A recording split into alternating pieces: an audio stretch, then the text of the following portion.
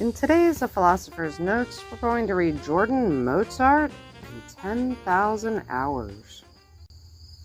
Did you know Michael Jordan wasn't even the best athlete in his family as a kid?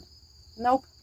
It wasn't until MJ didn't make the varsity team his sophomore year in high school that he decided to turn it up about 10 notches and become one of the hardest working athletes of his generation. And as a result, one of the best.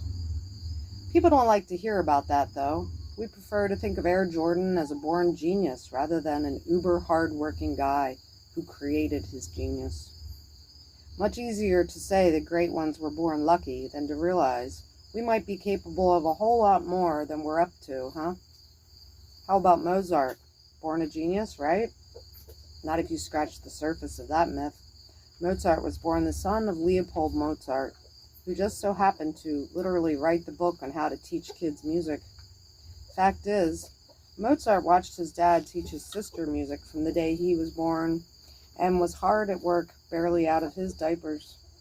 Sure, he did extraordinarily precocious stuff as a little guy, but we need to look at how hard he worked and how many hours of deliberate practice he put in by the time he created something truly world-class. 10,000 hours. If you believe the experts, that's the magic number.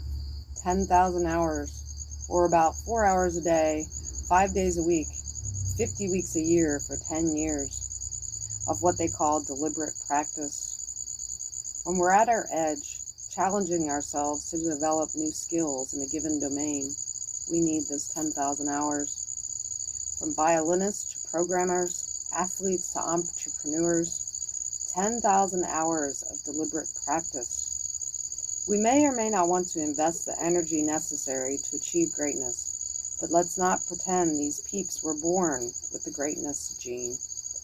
And for those of us who are committed to doing something great, how are your 10,000 hours? How are you spending them? That's what it should say.